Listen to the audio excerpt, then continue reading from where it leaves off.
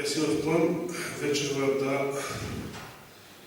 зборувам нешто за помирувањето, кое што апостол Павле го спомена во почетокот, првиот дел од 5-та глава од посланието до римјаните.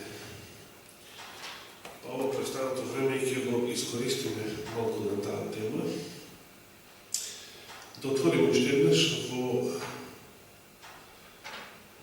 посланието до римјаните 5-та глава.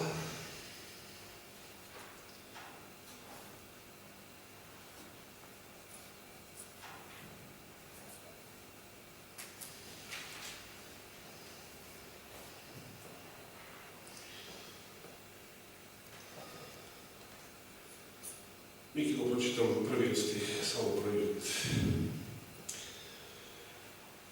5:1.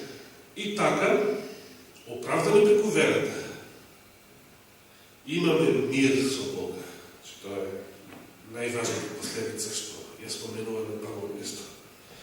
Најважниот ефект на оправданието со вера.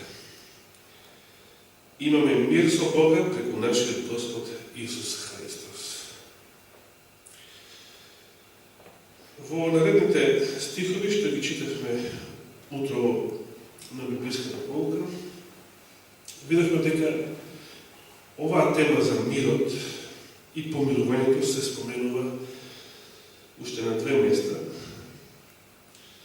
Ако ги броиме точно зборовите, ќе испаднат уште 3. Например, во 10 стих. Зашто, ако се помиришме со Бога, че е од тука, веднаш преку смртта на неговиот син, уште додека бевме непријатели, тогаш уште повеќе ќе се спасиме преку неговиот живот, откако сме се помириле. И секако да не е доволно што во една реченица 2 пати го спомена помирувањето, вкупно 3 пати после првиот стих, во 11-тиот наредниот стих повторно истото. А освен тоа, и се фалиме со Бога преку нашиот Господ Исус Христос, преку кого добивме сега помирување. Ево 4-ти пат. И надежта ја повтори повеќе пати, и љубовта ја повтори 2-3 пати во овие 11 стиха, првиот дел од глава, но мирот, односно помирувањето, го повтори најмногу пати. Зошто е тоа толку битно? И така, оправдани преку верата, имаме мир со Бога преку нашиот Господ Исус Христос. Што значи ова мир? Што е спротивно на мирот? Немир, но тоа повеќе го разбираме како душевна состојба, нели? А вака општо спротивно на мир што е? Како се вика роман на Лав Толстој.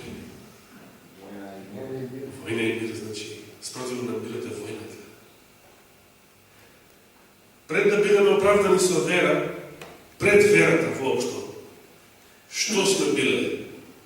Што сме биле ние на Бога? Противници, бунтовници, непријатели. Значи, нашата состојба била состојба на немир, како што рековте. Да, значи, бевме на страната на бунтовникот, на револуционерот, на првиот бунтовник, против Господа, против неговата власт, закон, авторитет и така натаму. Кога проучувавме во 3-та глава од Римјаните,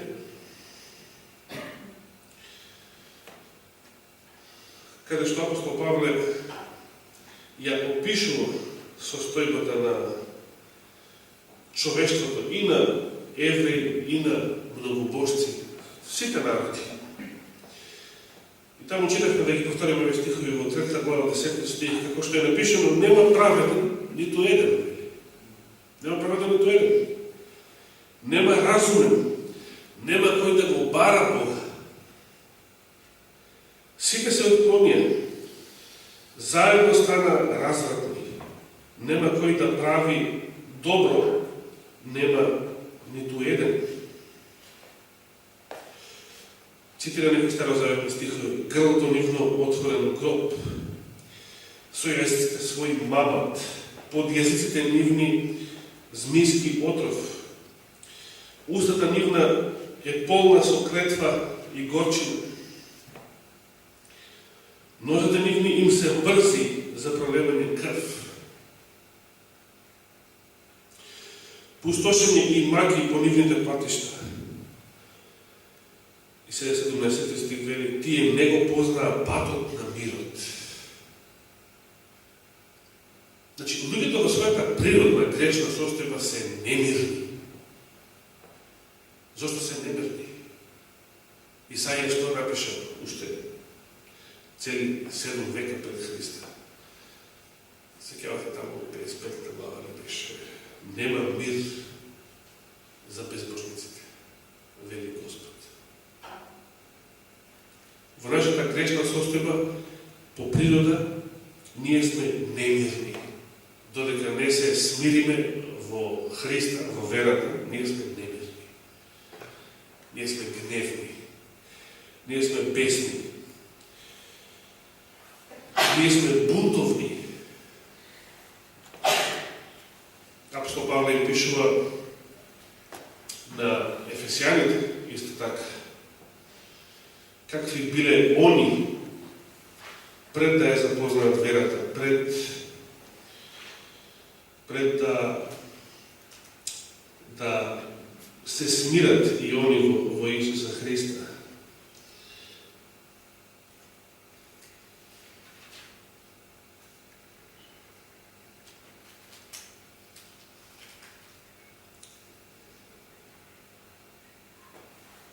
Например, Ефесијаните, ако отвориме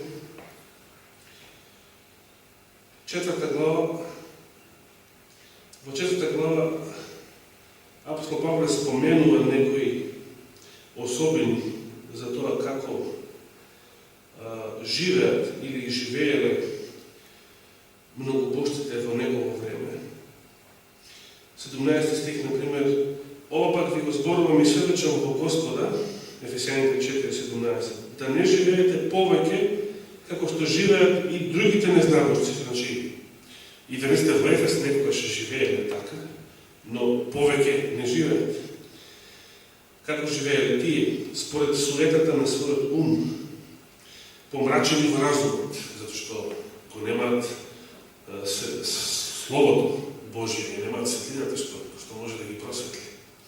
Помрачени во разумот, отуѓени од Божиот живот, поради нивното незнаење и тврдокорноста на нивното срце. И така натаму, да не ги читаме сите тие особени кои што се тука наведени. Во 5 глава од Ефесијаните, например, се споменува, почнувајќи уште од 3 стих, например, вели, блудство и секаква нечистота или пак користолюбивост воопшто да не се спомнуваат меѓу вас, како што им прилега на свети, ниту пак срамни и будалести зборови или двосмислени приказни, што е неприлично, туку само благодарност. Зашто ова треба да го знаете, дека ниеден блудник или нечист или користолюбец кој е идолопоклоник има дел во царството на Христос и Бог. Никој да не ве мами со празни зборови, зашто поради нив дојде гневот Божи врз синовите на непокорноста. Понатаму вели, вие некогаш бевте темнина, а сега сте светлина во Господ. Живејте како деца на светлината. Значи, синовите на темнината, тука ги нарекува синови на непокорност. состојбата на немир, состојбата на бунтовност против Бога е состојба на непокорност, непослушност кон Бога, со други зборови. Втора глава од Ефесијаните, например, од првиот стих па натаму: и вас, кои бевте мртви поради вашите престапи и гревови, во кои живеевте некогаш според животот на овој свет, согласно со кнезот на воздухот, како наречен ѓаволот тука, односно духот кој сега действува во синовите на неверието, меѓу кои и вие сите, или и ние сите, некогаш живеевме според телесните желби, извршувајќи ги походите на телото и на помислите, и по природа бевме како и другите чеда на гневот. Ево гневот повтора. Значи, во својата природна грешна состојба, во состојба на непослушност, ние сме деца на гневот. Ние сме предмет на Божиот гнев. Но Бог, кој е богат со милост, поради големата негова љубов, со која не засака, иако бевме мртви поради гревовите наши, не оживеа во Христос и не воскресна со него и не постави на небесата во Христос Исус. За да им го покаже на идните векови презобилното богатство на својата благодат во добрина кон нас како Христос Исус. Зашто по благодат сте спасени преку верата, и тоа не е од вас, туку дар Божи, не е од дела, за да не се пофали некој. Зашто ние сме Негова творба, создадени во Христос Исус за добри дела, што Бог ги предодредил уште од порано да живееме во нив. Сега ќе пресокнам неколку стихови и ќе отидам веднаш на 14-тиот. Ајде да може и 13-тиот. Но сега во Христос Исус, вие кои некогаш бевте далеку од Бога, значи далеку од Божијата благодат, далеку од заветите што Израел ги имал, општеството на Израел, предностите, ветувањата и така натаму. Вие кои некогаш бевте далеку, како незнабожци, како многобожци, како идолопоклоници, како блудници, станавте блиски како крвта Христова. И 14 стих вели, зашто тој, Христос, е нашиот мир. Христос е нашиот мир. Каков мир? Кој од двата народи, значи евреите и многобожците, направи еден и ја разруши преградата што беше меѓу нив. Откако со телото свое го уништи непријателството, и овој битен збор. Значи, спротивно на мирот беше непријателството. Ние сме во состојба на непријателство кон Бога, непријателство, бунтовност кон Неговиот закон. Но Христос преку Неговата крв, преку Неговото тело, воспостави мир. Се вели исто така понатаму. 16 стих вели, и обата во едно тело да ги помири со Бога преку крстот, откако го уништи непријателството во себе. Христос е мирот. Кој е единственото решение за мир меѓу луѓето воопшто? И евреите, и од тогаш, и ден денес се наоѓаат во конфликт со своите соседи, со други народи. И ние сме во некаков конфликт. Зошто постојат тие конфликти? Како може еден, да речеме, македонец и еден албанец да живеат во мир? Како може еден израелец и араб да живеат во мир? Како може сите тие народи комплетно да живеат меѓу себе во мир? Само во Христа има мир. Кога се безбожници и едните и другите, може да има само немир, само војна, само образа. Безбожници се и едните и другите.